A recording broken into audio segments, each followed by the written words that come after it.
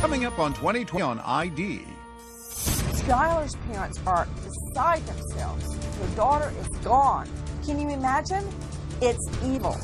A popular teenage girl lured from home for a mysterious joyride in the middle of the night, but she never comes back. I was scared to death. I didn't know where my baby was. Does this chilling game by BFFs hold an answer? Would you guys rather suffocate or get shot? Get shot. Shot. Drowning or suffocating?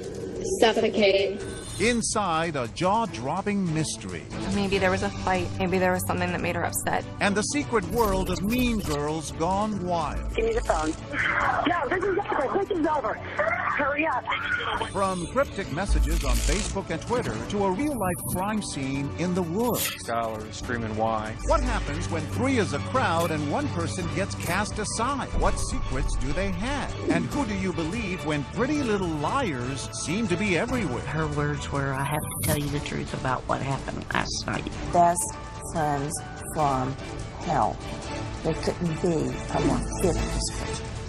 Unfriended. Welcome to 2020 on ID. I'm John Quinones. Sometimes it can be hard to know who your true friends really are and who may be stabbing you in the back. Especially tough for teenagers navigating the social hotbed of high school. But as Ryan Smith first reported in 2014, no one could have predicted the chilling outcome among a tight threesome everyone thought would be BFFs forever.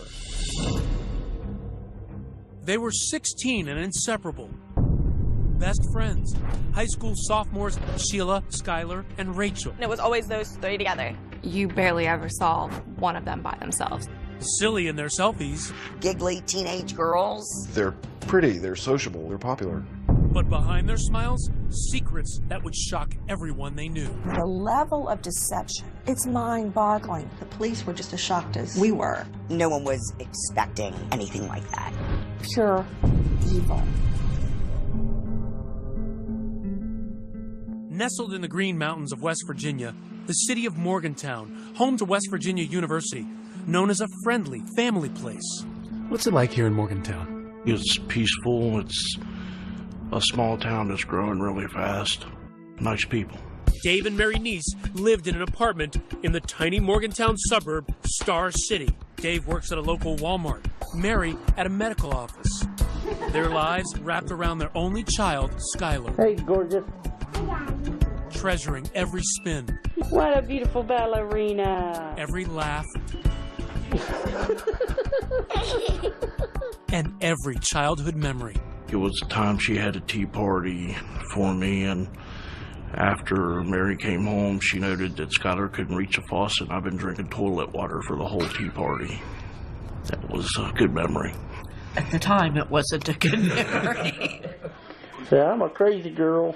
Daddy's a crazy boy. She was Daddy's little girl. I spoiled her beyond rotten. Skylar was very loyal to her friends, the people she thought was her friends. When Skylar was 8 years old, she met another spirited child with whom she developed an instant bond. Her name was Sheila Eddy, and they became thick as thieves. If they weren't together, they were on the phone together. And that's literally 24 hours a day. I'm serious. It was always, you saw one of them, you saw the other one. What was your relationship like with Sheila? Wants to turn away. She's like a part of our family. She really was. I mean, just like one of our kids. The living burns. As a teenager, Skylar had a 4.0 GPA, a part-time job at Wendy's, and an active social life. In their freshman year at University High School, Skylar and Sheila meet the striking redhead Rachel Schoaf. Rachel was the new girl. She had access to people and things like popularity, money, social status, and they seemed to bond instantly. Their duo becomes a trio. Kelly Kearns was close to Rachel. She called me her cool aunt. She was like a daughter to you. Yes. Kelly says Rachel was charismatic, popular, and talented, cast as the lead in the school play. What was she like on stage? She was a natural. On Rachel's 15th birthday, Rachel introduced Kelly to her new best friends, Sheila and Skylar. Here they are that night. They were two adorable little girls smiling up at me, you know, just looking so angelic.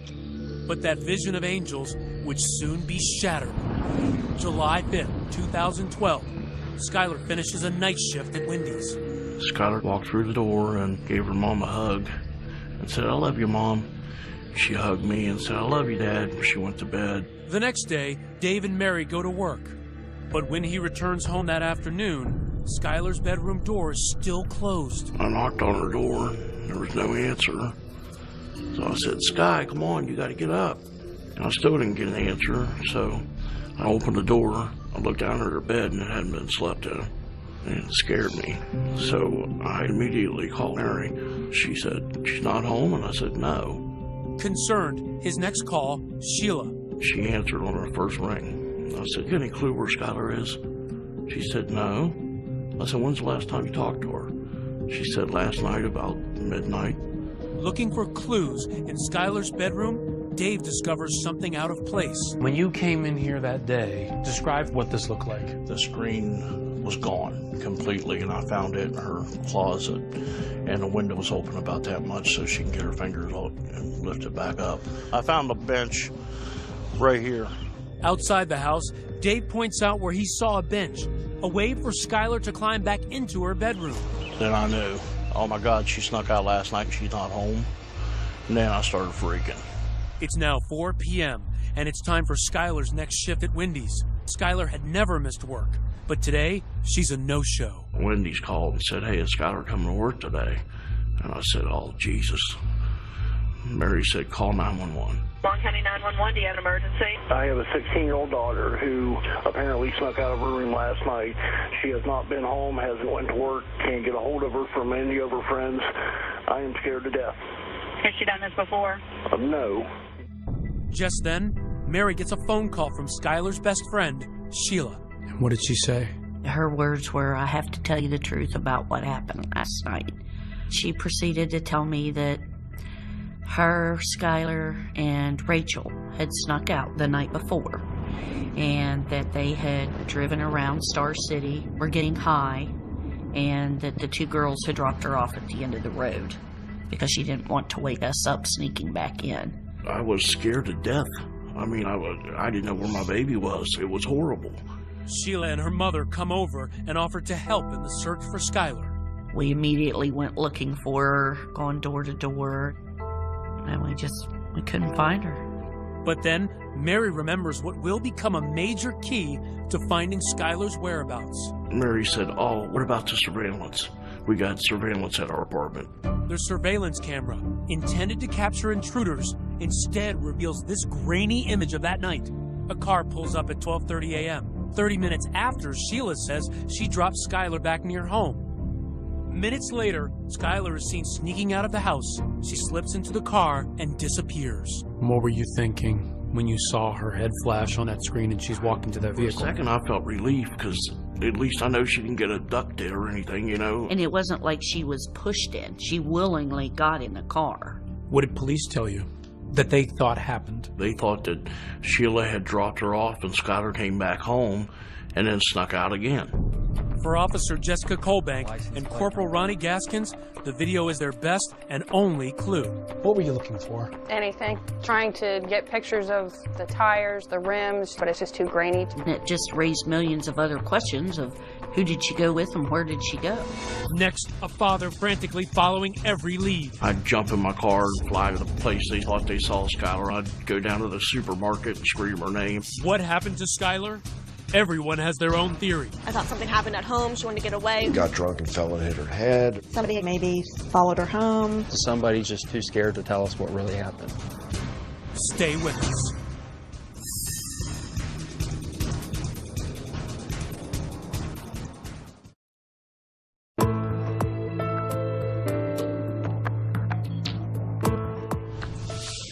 No one has seen or heard from Skylar Neese for days. But is she really missing or just a defiant teenager who's run off? Even her friends are unsure. Ryan Smith picks up the story as police focus on their one and only clue. This is the last sighting of 16-year-old Skylar Neese. Surveillance video outside of her home in West Virginia. An eerie vision as she sneaks out of her bedroom, enters an unknown car, and vanishes. Surveillance video from the James Place apartments showed the 16-year-old girl willingly leaving the complex. A parent's worst nightmare. Anyone with information on Skylar's whereabouts? She seems to have left home voluntarily, so police do not activate an Amber Alert.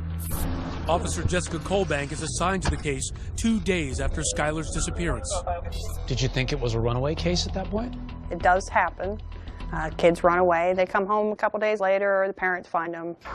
Skylar's parents, Dave and Mary, are frantic. Dave pleads on local TV for help, begging his daughter to come home. We love you. Come home as soon as you can, baby. Honey, if you're scared, don't be scared. You're not in trouble. We need to talk, and that's all, honey. Just come home. Each time they get calls with possible Skylar sightings, they rush into action.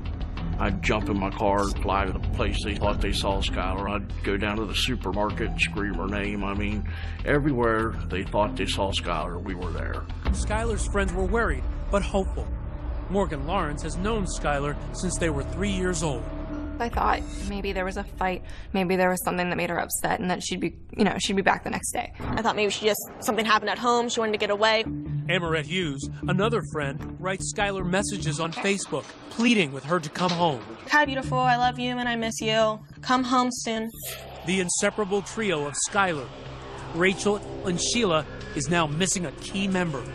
As for Rachel, just hours after Skylar's disappearance, she's happily posing for pictures on a boat with her family friend, Kelly Kearns.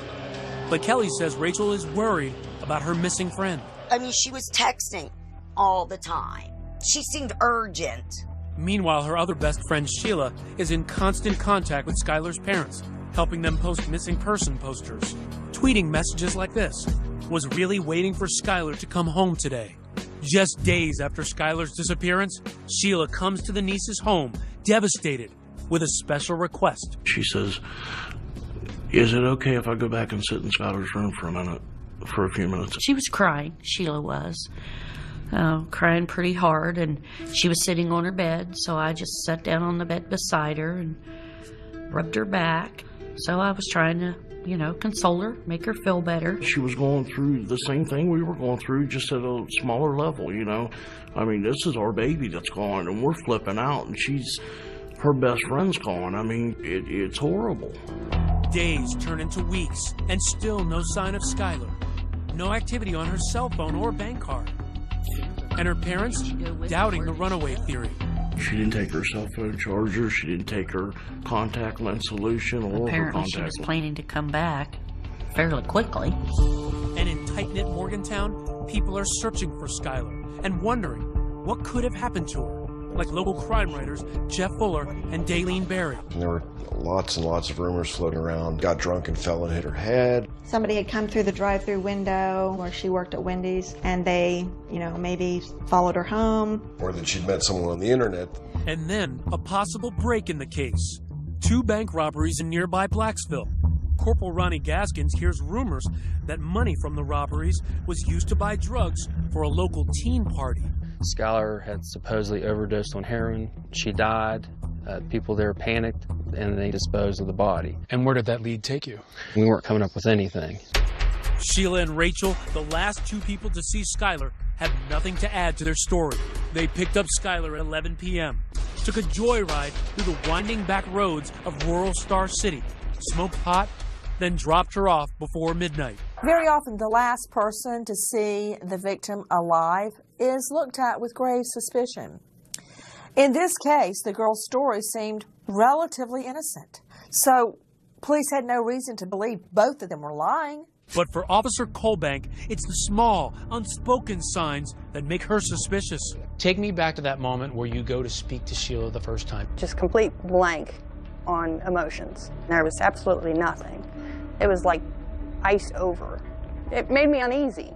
Colbank's meeting with Rachel, the high school drama star, also strikes her as odd.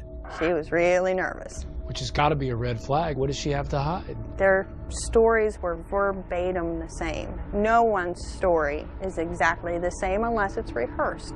And she's an actress, so she can memorize lines. I'm sure they had it written down somewhere. Okay, this is our story. We've got to stick to it.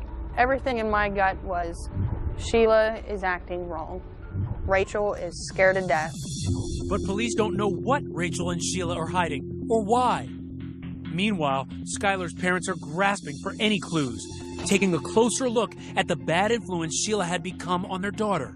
Sneaking out at night, you know. Found some marijuana in Skylar's pocket one time. Here it was Sheila's. We didn't like the way Sheila acted a lot of times, but being she was Skylar's best friend, we kind of overlooked it. It's becoming clear that the smiling face of Skylar's BFF was just a facade. You started interviewing people about Sheila. How would they describe her? What was she like? Shady, sketchy, sneaky, and pretty manipulative. Skylar's friend Morgan says Sheila rubbed her the wrong way. She was very self-centered. She would almost do whatever it took to kind of get her way. Amarette says Skylar confided in her that there were cracks in the clique. Her best friends were snubbing Skylar. These pictures that Sheila posted on the website Meet Me suggest Skylar had become a third wheel. She just thought that they were becoming closer, so they were just pushing her out. She was really upset about it. The slights were sometimes subtle, but clear as day for Skylar. They were dressed the same. They both wear dresses or skirts, but they wouldn't tell Skylar, and they would say it was more like a coincidence, but I secretly think that they planned it. Are Sheila and Rachel hiding a secret about what happened to their best friend? Officer Colbank is determined to find answers, to bring the niece's daughter home. And I promised Dave and Mary the very first day that I met him, I said, I'm a bulldog in my investigations. I said, I don't care if it takes me 10 years to find the truth. I will eventually find it. Next, the girls play a strange, secret game, captured on camera by Skylar. Drowning or suffocating? Suffocating. Where would it lead? Stay with us.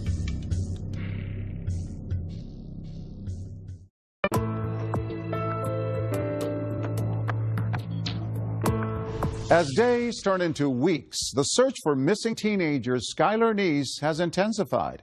But with no signs of activity on her cell phone or bank card, police are beginning to think they're dealing with something far more sinister than a runaway. Ryan Smith picks up the story. Police have begun to suspect that Sheila and Rachel, best friends of missing 16-year-old Skylar Neese, are lying about what happened the night she vanished. The first red flag? Tension in the relationship. Officer Jessica Colbank pours through Skylar's old Facebook and Twitter posts. What she finds sets off alarms. You could tell she was mad at someone. In the weeks before she vanished, Skylar had posted angry messages. There's just something about you I can't stand. People can be so mean for absolutely no reason. Hope you don't expect me to give a anymore. Hashtag bye. And the final tweet she wrote, sent 10:48 p.m. the night she disappeared. You doing like that is why I will never completely trust you. She didn't trust someone. That was the issue. And perhaps the most suspicious posting by Skylar, this strange game among best friends. Sheila asks Rachel and Skylar how they prefer to die. Would you guys rather suffocate or get shot? Get shot. Shot. Drowning or suffocating? Suffocating. It's almost the same thing. I know, but it's not. And when police review Rachel and Sheila's cell phone messages after Skylar went missing, they note a curious absence. There was no mention of Skylar whatsoever. It was very odd. I mean, just based on, seeing Sheila's computers and her electronics, it's as if she just erased it from her mind forever. Skylar has been missing for months. Despite her parents' concerns about Sheila's bad influence, they're convinced that Sheila is simply grieving over her lost best friend. Even as the police are saying to you they've got some suspicions about Sheila, you were thinking, hey, back off of this girl. Oh, I even told him, I said, will you please leave her alone? She's going through enough. I said, those girls have just lost their best friend. Will you chill out on her for a while? What the nieces don't know is that Gaskins and the FBI, who have taken the lead on the case, are finding actual evidence of the girls' deception.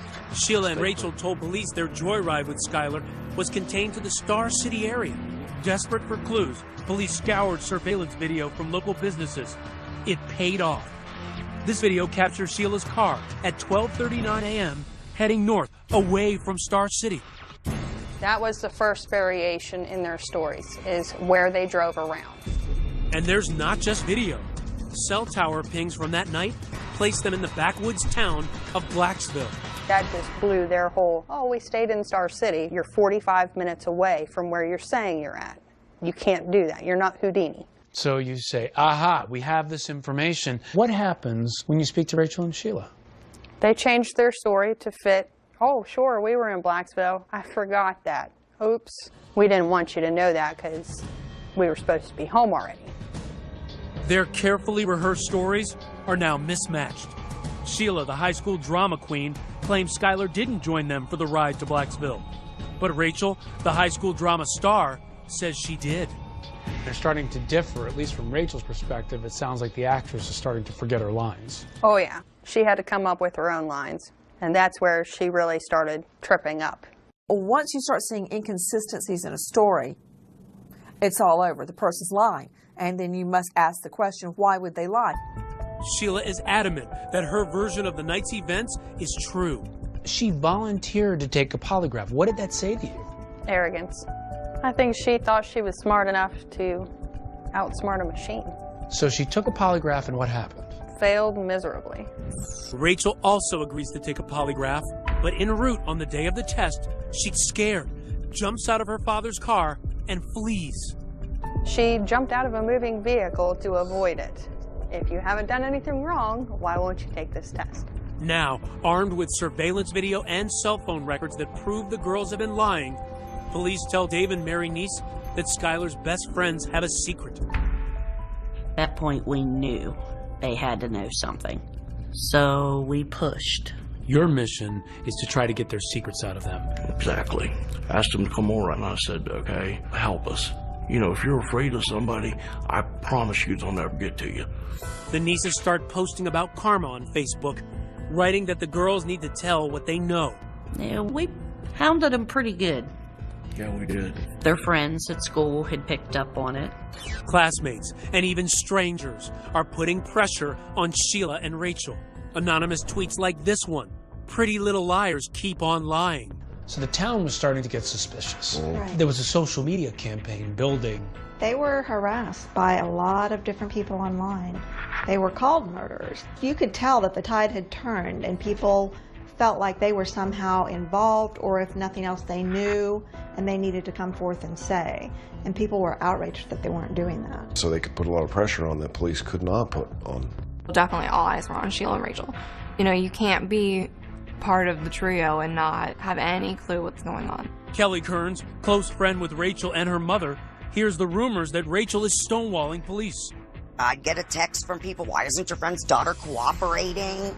So I'd send Rachel a text, what the heck are you doing? Even those closest to Rachel are wondering, what is she hiding? I said, was Skylar alive when you left her? Yes. We didn't do anything to her. I think that in this situation, you cannot lessen the importance of peer pressure. Rachel seems particularly affected. As the lead in that year's school play, she is accustomed to adulation. It's like she was getting booed in a performance. It's that type of level of ostracizing her. She couldn't handle that. It seemed like Rachel was really losing it in terms of she was crying a lot at school. Kids saw that. And it wasn't crying for Skylar, where's my friend? No. No, there was a few places where Sheila was sort of crocodile tears on Facebook, but no, there's never any real end to that. One night, almost 6 months after Skylar went missing, Rachel cracks, apparently having a nervous breakdown. Her mother calls 911. I have an issue with a 16-year-old daughter of mine. I can't control her anymore. She's screaming. She's running through the neighborhood. Give me the phone. No, this is over. This is over. Hurry up. Oh, God. She just gave me a block. Oh, God. Hurry up, please. Seemingly suicidal, Rachel is admitted into a local psychiatric hospital. What happens there has never been revealed. But immediately upon release, Rachel is driven directly to meet with police. She's just nervous, she was shaking, and the impression I got was, all right, now the truth's finally going to come out. Next, you'll never believe what Rachel tells police. This was something totally different from what you expected. It struck me as unbelievable. Skylar's last moments revealed. There was no accident. Man, this is dark and creepy. Just imagine these girls are out here after midnight. Stay with us.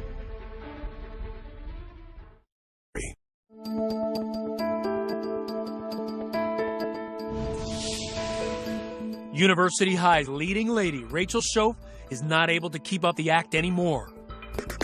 6 months after the disappearance of Skylar Neese, Rachel's abandoning the role of heartbroken best friend and going from a psych ward straight into the interrogation hot seat. She was nervous. She was shaking. She's finally about to come clean to police about what really happened to her 16-year-old BFF. It was a plot twist no one saw coming. The first words out of her mouth were, "We stabbed her." This was something totally different from what you expected. It took us a minute to kind of settle down. Okay, what do you mean you stabbed her? Rachel tells Corporal Ronnie Gaskins she and Sheila began plotting to kill Skylar months earlier during science class. They were joking how they would dispose of a body. Then it got more sinister. We need to figure out how we're going to kill her. They don't know how to use guns, so they would use knives to stab her. The students said, they thought they were joking. They did know for sure that they didn't like Skylar by how they talked about her. So one of them even warned Skylar, and Skylar blew it off after confronting them.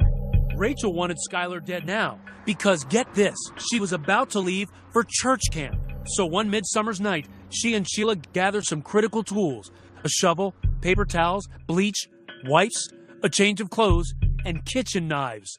And they arranged to meet with Skylar. Remember this grainy surveillance video? Police couldn't make out the car. Turns out it had been Sheila's all along. 12:30, they arrive at Skylar's house, the knives hidden in their hoodies. 5 minutes later, Skylar emerges. They drive out of Star City, past Blacksville, and across state lines to Pennsylvania, and into the woods of a town called Brave, where Skylar is about to face the fight of her young life. And they're driving on this road that we're on right now. Yes. And Skylar's in the backseat having no idea what's about to happen. She has no clue. Gaskins takes me back to the murder scene. Man, this is dark and creepy. I mean, Just imagine these girls are out here after midnight. And recounts what Rachel confessed. All three girls exit the car, and they walk down this road. The girls find a grassy area to sit and smoke marijuana. Skylar gets up and starts walking back to the car to get a lighter. That's when they execute their secret plan. Sheila and Rachel get up behind her and count. 1, 2, 3. And on 3, that was the time for them to start stabbing Skylar. Right here, Skylar is being stabbed by her 2 best friends. Yes. Skylar takes off running, with her 2 friends giving chase. Rachel tackles Skylar, and the pair continue to repeatedly stab their BFF. According to Rachel, Skylar is screaming, "Why?" And then they try slitting her throat because they had read that it would kill her quicker if they cut her jugular. The plan was to bury her, but the ground was too hard. So instead, they drag her body to the side of the road and cover her with branches, rocks, and leaves. They don't even bother to really conceal her. They changed into clean clothes, they wiped down the car, and they left. Like nothing happened. This was calculated, planned out, thoroughly thought of before this night. The perfect murder plot. Everything planned to the T. But why? Her only answer to that was, "We just didn't like her." "What do you mean you just didn't like her?" "We just didn't like her." Well, why not? Did you ever get the sense with Rachel that she was really remorseful? She seemed to be relieved that the truth has been told. She doesn't have to hold it in anymore. It's not eating at her anymore. Shockingly, even though Rachel confessed, Gaskins doesn't arrest her. So we had no body. We had no physical evidence. I mean, we had all this circumstantial evidence, but we needed something more concrete. And there had been no cracks in Sheila's armor. So to try and nail her, that night, police put a wire on her friend Rachel, hoping Sheila incriminates herself. Sheila doesn't take bait. Instead, 2 killers take this smiling selfie together. Sheila tweeting, "Finally got to see Rach."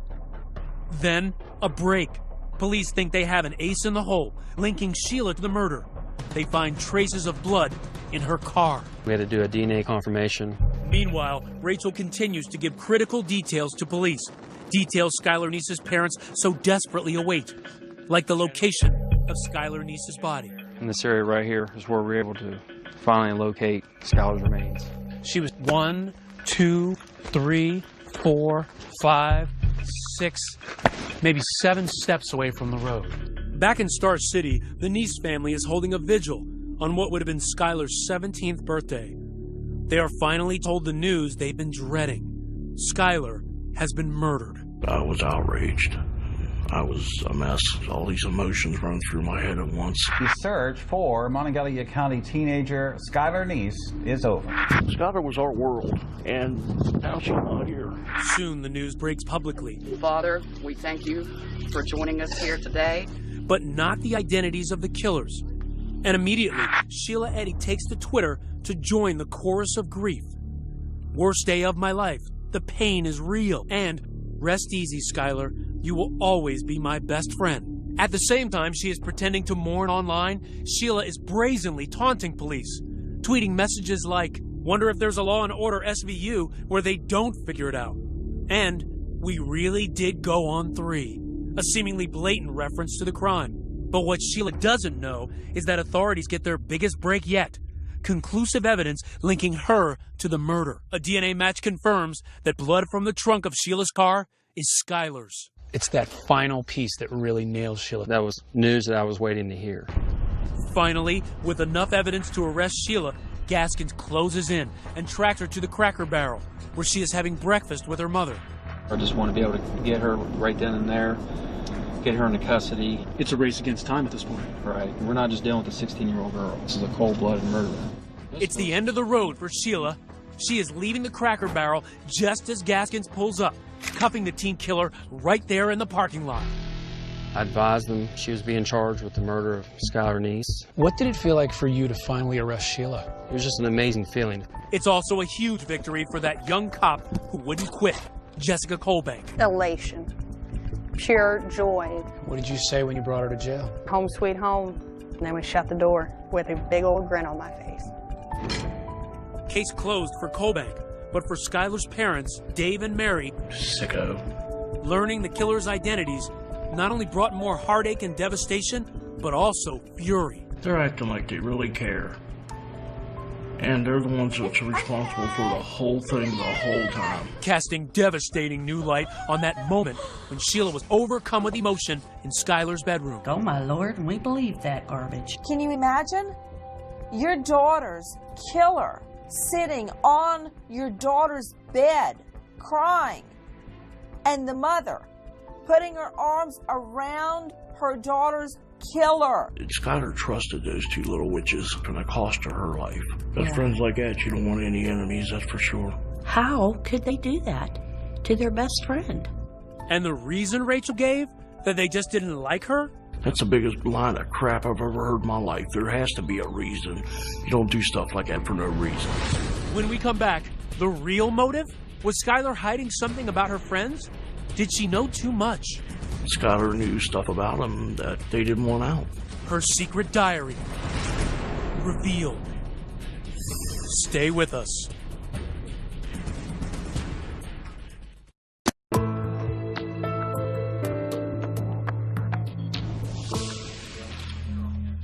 She's a killer nobody would have suspected. The fresh-faced high school senior, Sheila Eddy, smirking in her first court appearance.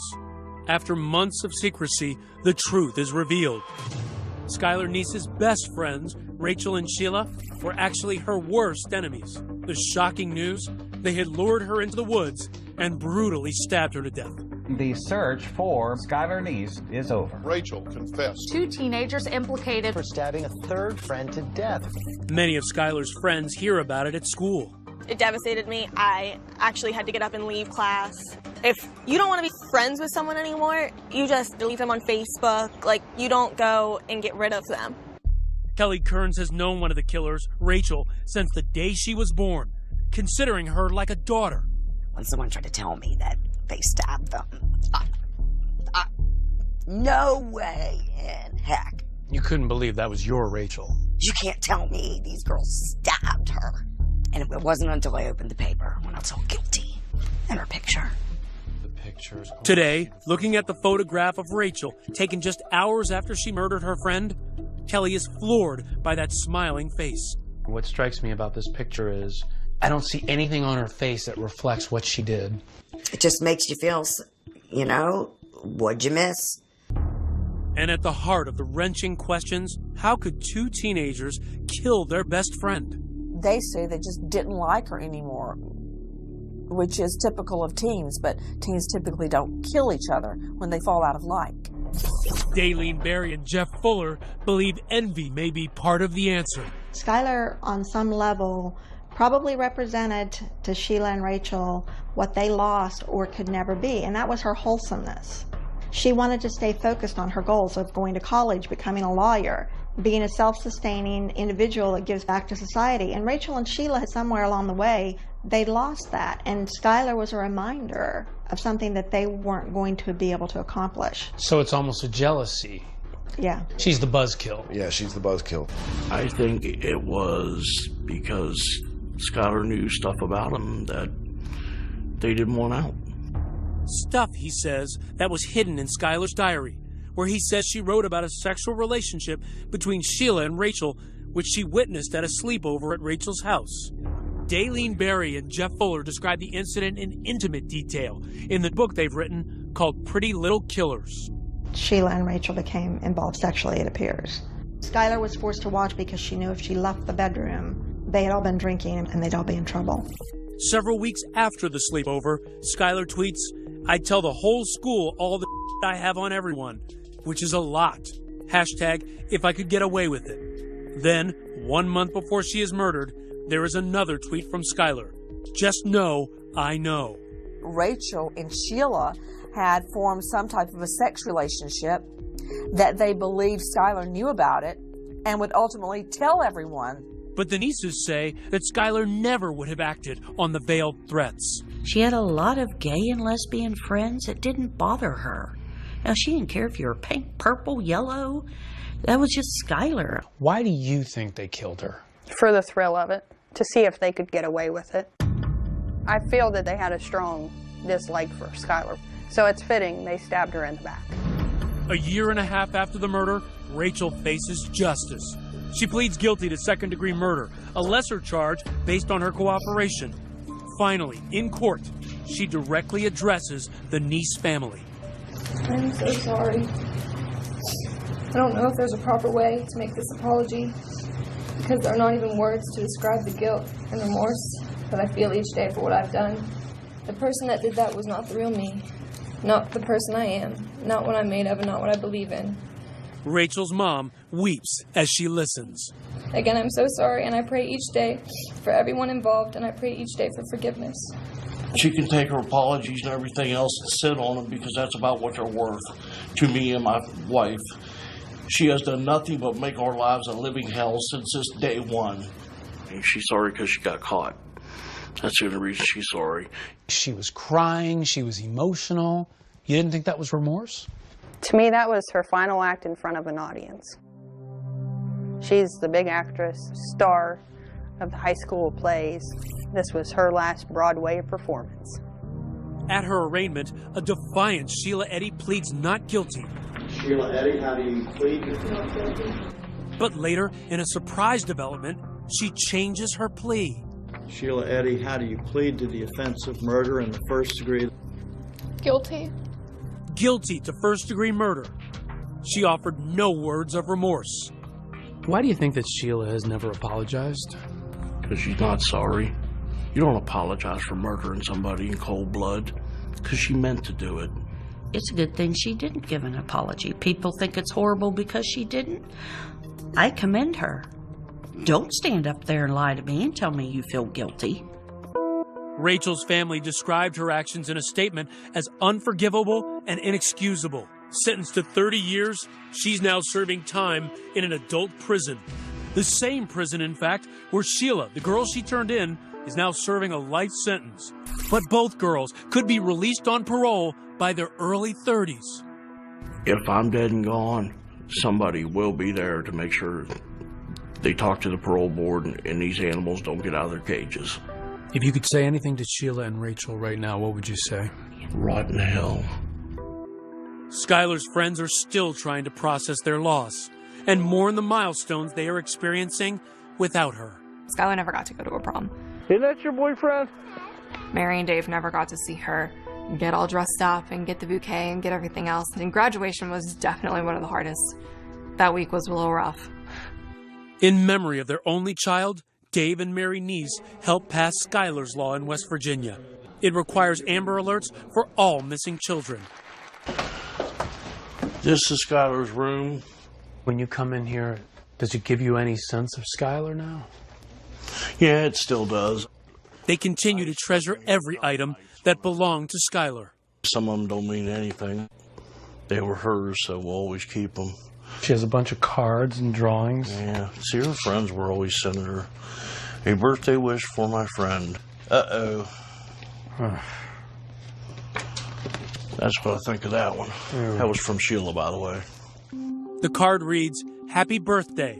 Love, Sheila. BFF. Love you like a sister for life."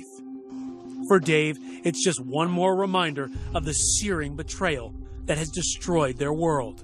Because of that outward appearance, people don't want to believe they're capable. I still, to this day, have people say, there's no way, it's just those two girls. Yes, it's those two girls. This crime, to me, is one of those crimes that go down in the books as truly evil. Best friends from hell. There couldn't be a more fitting description. Today, on a hidden road, deep in the woods of a town called Brave, there is a silent shrine. They say this is pretty much where she was found. The site of Skylar's murder has been transformed into a memorial. On this visit, a stranger had written a note to Skylar. This one says, "Rest in peace, sweet Skylar. Soar with the angels." Baby, I'm so sorry.